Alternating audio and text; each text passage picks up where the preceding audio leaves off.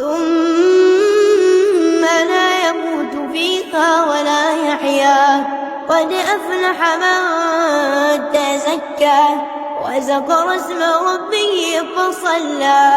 بل تؤثرون الحياة الدنيا والآخرة خير وأبقى. إن هذا لفي الصحف الأولى صحف إبراهيم وموسى.